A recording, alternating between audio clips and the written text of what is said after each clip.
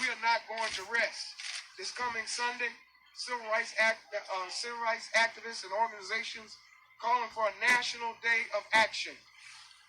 We're calling for a national day of action starting here in Kenosha at 2 p.m. this coming Saturday. In cities this coming Sunday, November 21st, this coming Sunday at 2 p.m. in cities all over America, a national day of action.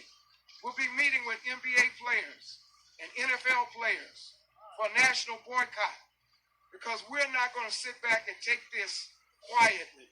We're not going to lie down. We're going to stand up.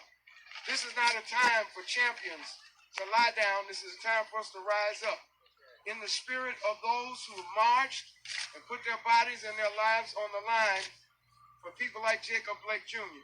Yes, sir. Imagine this young man. Imagine this young man in rehab and in recovery right now. He took it upon himself yesterday to call for peace and calm and admitted out of his own mouth he had no idea who Kyle Rittenhouse was. But in a land of laws, we hold people accountable for murder. In a land of laws, we hold people accountable for breaking the law.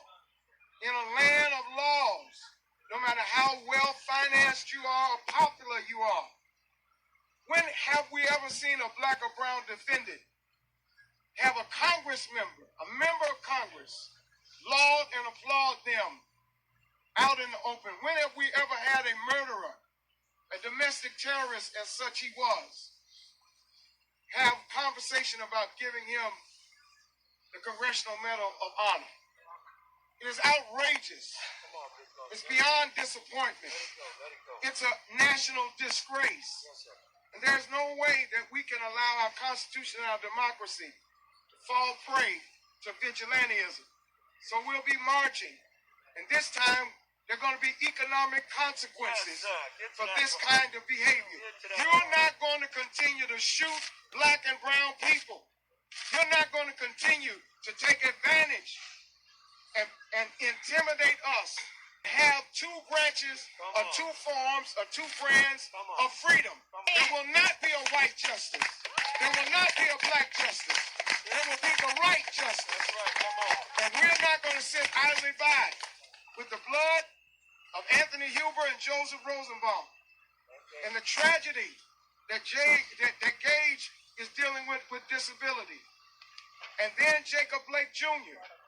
We will not rest until they get the justice they deserve. And so what has happened today, as painful as it is, we're going to turn our pain into power. We're going to use peace and protest as civil disobedience.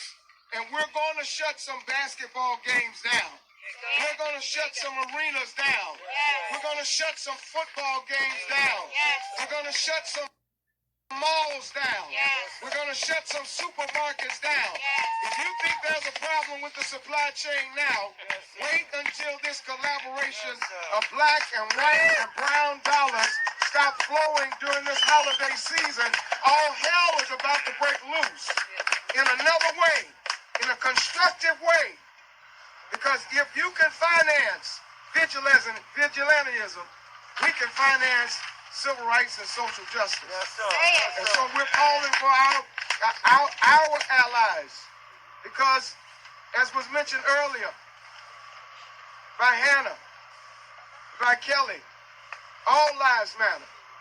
Brown lives and black lives, white lives, indigenous lives, LGBTQ lives, the unemployed, the homeless, those who are struggling and fighting COVID.